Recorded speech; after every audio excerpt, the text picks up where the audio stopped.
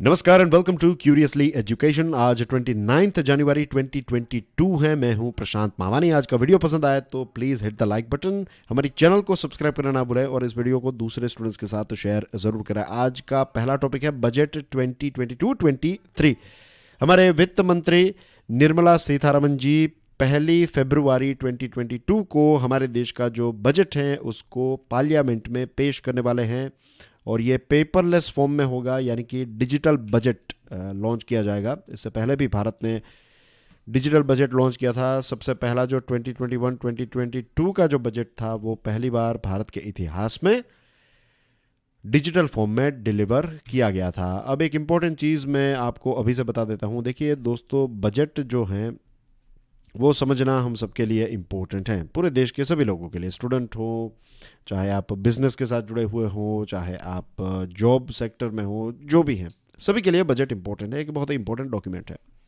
अब होता ये है, बजट के साथ मैं आपको एक इंटरेस्टिंग चीज़ बताता हूँ कि जब भी बजट रिलीज़ होता है तो बहुत सारी अलग अलग चैनल्स जो हैं वो सबसे पहले सबसे फास्ट बजट का एनालिसिस जो है वो प्रेजेंट करने की कोशिश करते हैं।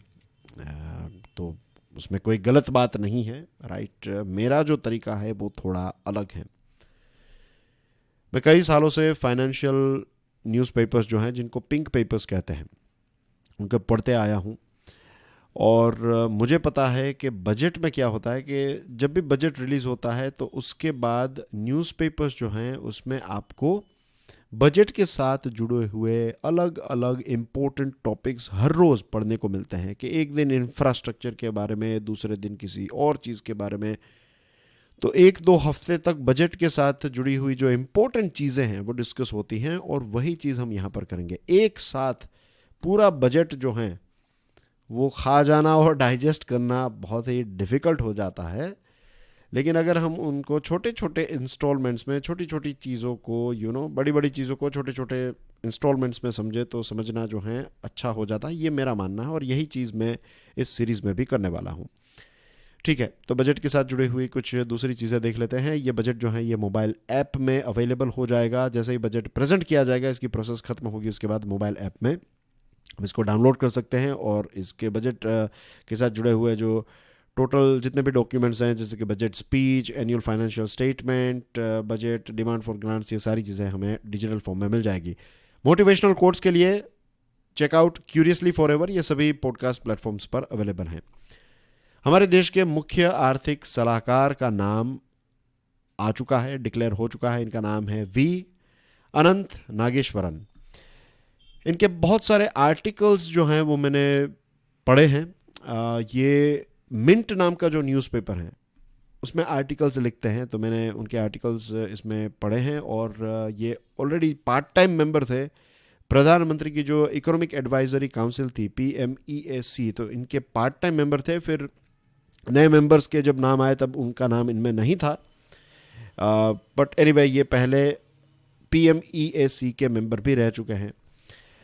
अगले हफ्ते पेश होगा आर्थिक सर्वेक्षण और केंद्रीय बजट। ये जो आर्थिक सर्वेक्षण यानी कि इकोनॉमिक सर्वे है, इसको डिज़ाइन करने में सबसे इम्पोर्टेंट रोल अगर किसी का होता है तो वो है चीफ इकोनॉमिक एडवाइज़र का।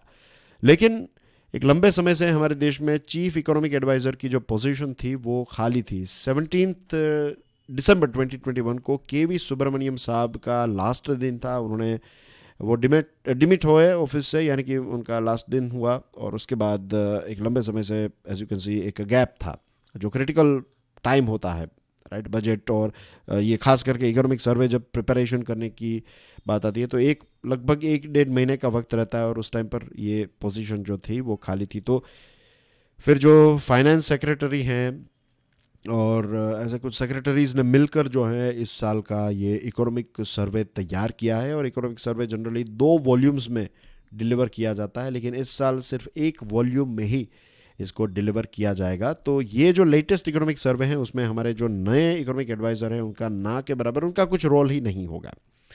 IIM अहमदाबाद के ग्रेजुएट हैं।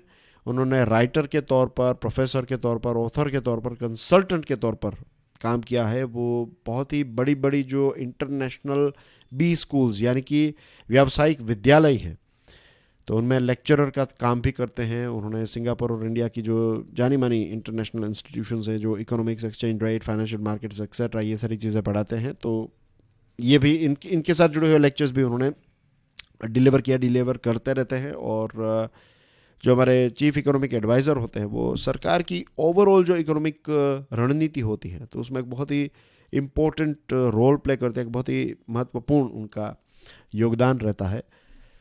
और इनको सिलेक्ट करने के लिए जो सर्च पैनल है, इसके अध्यक्ष कौन थे? जो चीफ इकोनॉमिक एडवाइजर को सिलेक्ट करने की जो पैनल थी उसके अध्यक्ष थे 15th फाइनेंस कमीशन के चीफ एन.के. सिंह। तो ये फैक्ट भी आपको याद रखना। आपको ऐसा प्रश्न पूछा जा सकता है कि चीफ इकोनॉमिक एडवाइजर को सिलेक्ट करने की पैनल जो है उसके हेड कौन थे? प्राइम मिनिस्टर थे, फाइनेंस मिनिस्टर थे, आरबीआई के गवर्नर थे, या फिर फाइनेंस कमीशन के चीफ थे? तो इसका आंसर आपको पता होना चाहिए, फाइनेंस कमीशन के चीफ एन.के. सिंह साहब थे। एक नई स्कीम आने वाली जो हमारी विदेशी व्यापार नीति है, फॉरेन ट्रेड पॉलिसी, तो उसमें एक नई स्कीम को ऐड किया जाएगा, districts as exports hub initiative. ये बजट में इसका अनाउंसमेंट किया जा सकता है। तो बजट में अगर ये स्कीम अनाउंस की जाए तो आपको ये पता चल जाएगा, क्योंकि ऑलरेडी एडवांस में हमने इस स्कीम को देख लिया है। वाणिज्य और उद्योग मंत्रालय 10,000 करोड़ रुपए की एक स्कीम डिजाइन कर रहा है और ये सेंट्रल गवर्नमेंट ये 10,000 करोड़ निकालेगी। राज्य सरकारों का योगदान जो है वो 5,000 से 6,000 करोड़ का होगा। तो लगभग ये टोटल स्कीम जो है वो 15 से 16,000 करोड़ की स्कीम होगी। इसमें हमारे देश के लगभग 700 जितने जिले हैं उनमें से ऐसी आइटम्स को आइडेंटिफाई किया जाएगा, ऐसी आइटम्स को सिलेक्ट किया जाएगा जिनका एक्सपोर्ट पोटेंशियल है, जिनको हम दूसरे देशों में निर्यात कर सकते हैं। Products and services with export potential have been identified in all districts of the country including agriculture and toy cluster and products with geographical indication. जो जीआई टैग वाले हैं, फिर खेती बाड़ी के साथ जुड़े हुए प्रोडक्ट्स हैं, खिलौनों के साथ जुड़े हुए प्रोडक्ट्स हैं, इनको आइडेंटिफाई किया गया है। आने वाले 3 से 5 सालों के लिए जो सरकार का लक्ष्य है वो ये है कि हमारे जो 500 जितने हमारे ज़िले हैं उनमें जो अभी उन ज़िलों में से जो चीज़ें हम एक्सपोर्ट कर रहे हैं तो उनको डबल करने का, डबल डिजिट तक पहुंचाने का जो लक्ष्य है वो सरकार ने एक तय किया है। और हमारा जो मर्चेंडाइज का मतलब क्या होता है? जो सामान हम बेचते हैं, सेवाएं बेचते हैं और सामान बेचते हैं, तो सामान बेचने की आइटम्स को हम कहते हैं मर्चेंडाइज एक्सपोर्ट।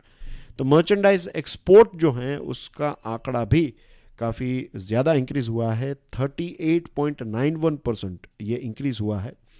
दिसंबर 2021 तक का आंकड़ा देखिए आप, 37.81 बिलियन डॉलर का था। और district as exports hub initiative ये ऑलरेडी चल रहा है, लेकिन इसका कोई बजटरी सपोर्ट नहीं है। अब इसको, जैसे मैंने आपको बताया, 15 से 16,000 करोड़ रुपए का सपोर्ट मिलेगा। इसके साथ डियर फ्रेंड्स एक डेटाबेस भी तैयार किया जाएगा कि कौन कौन से ऐसे आइटम्स हैं, ऐसे प्रोडक्ट्स हैं जिनको हम एक्सपोर्ट कर सके। और सरकार का ये भी एक प्लानिंग चल रहा है कि एक्सपोर्ट रैंकिंग इंडेक्स तैयार किया जाए ताकि हम अलग अलग राज्यों को और अलग अलग डिस्ट्रिक्ट्स के रैंकिंग निकाल सके, ताकि एक हेल्थी कंपटीशन सभी के बीच में हो। एक डिस्ट्रिक्ट एक्सपोर्ट प्रमोशन कमिटीज़ तैयार की जाएगी जो ग्रास रूट लेवल पर, जो जिला लेवल पर देखेगी और आइडेंटिफाई करेगी कि कौन कौन से प्रोडक्ट्स हैं, कौन कौन से ऐसे सेवाएं हैं जो हम इन जिलों से दूसरे देश में बेच सकते हैं। और जो हमारे देश के अलग अलग दूतावास हैं अलग अलग देशों के अंदर, तो उनके साथ लिंकअप किया जाएगा ताकि जिलों को डायरेक्टली एक चांस मिले कि वो, लेट्स से फॉर एग्जांपल हमारी जो एम्बेसी है यूके में, एम्बेसी यानी कि हाई कमीशन की जो ऑफिस है वहाँ पर, हाई कमीशन की ऑफिस यूके में है, क्योंकि वो कॉमनवेल्थ में है तो वहाँ पर हमारी एम्बेसी नहीं, ये हाई कमीशन की ऑफिस होती है। तो एक जिले के अंदर, एक जिला जो है उसके अंदर जो भी इम्पोर्टेंट प्रोडक्ट्स हैं, तो ऐसे प्रोडक्ट्स को यूके की मार्केट में अगर उनकी डिमांड है तो फिर डायरेक्टली यहाँ से कॉन्टेक्ट जो है वो हमारी हाई कमीशन के साथ होगा, यूके हाई कमीशन के साथ, भारत का जो हाई कमीशन यूके में है उनके साथ। और फिर डायरेक्टली उनको, वहाँ के जो व्यापारी हैं उनके साथ कनेक्शन बनाने में भी फॉरेन मिनिस्ट्री हमारी, ये जो कॉमर्स मिनिस्ट्री है उनकी मदद करेगी। तो इस एक प्रकार से कोलैबोरेशन के साथ जो है वो ये स्कीम लॉन्च की जाएगी। एक बिडिंग हुई जिसको हम कहते हैं कि एक प्रकार की जो कहते हैं ना कि नीलामी होती है, तो ऐसी एक नीलामी की गई, राइट, एक प्रकार की बिडिंग प्रोसेस की गई, और यहाँ पर अदानी जो है, अदानी कंपनी ने 14 ऐसे हमारे शहर हैं जहाँ पर गैस बेचने का लाइसेंस जो है वो उन्होंने जीता है। और अदानी के साथ उनकी एक पार्टनर कंपनी है, उनका जॉइंट वेंचर है, टोटल नाम की कंपनी है, इसको कई बार टोटल भी कहते हैं। ये फ्रांस की कंपनी है। तो ये फ्रांस की कंपनी और अदानी ने मिलकर 14 शहरों में लाइसेंस जीते हैं, और वो अब ऑटोमोबाइल के लिए और जो कुकिंग गैस हैं, घर में जो पाइपलाइन के माध्यम से जो गैस पहुंचाया जाता है, पाइप्ड नेचुरल गैस जो कहते हैं, तो इसके कॉन्ट्रैक्ट अब इन कंपनीज को मिले हैं, और सीएनजी इसके माध्यम से पहुंचाया जाएगा। इसके अलावा दूसरी भी कंपनीज ने इसमें हिस्सा लिया था, जैसे कि हैदराबाद बेस्ड एक Megha engineering and infrastructure MEIL है।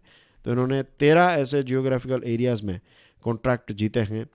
और हमारी जो गवर्नमेंट की कंपनी है IOC, उन्होंने कुछ 8 जगहों पर ये कॉन्ट्रैक्ट जीते हैं। टोटल 65 ऐसे जियोग्राफिकल एरियाज़ के लिए बिडिंग की गई थी।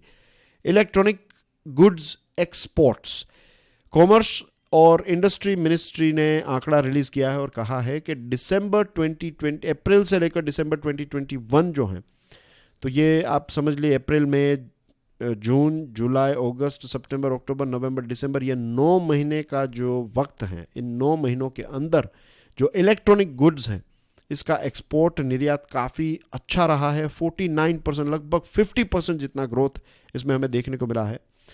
और सबसे ज़्यादा सामान जो हमने भेजा है वो USA में है, और उसके बाद हमने UAE में 18% जितना हमारा इलेक्ट्रॉनिक गुड्स का एक्सपोर्ट सिर्फ हमने USA में किया है।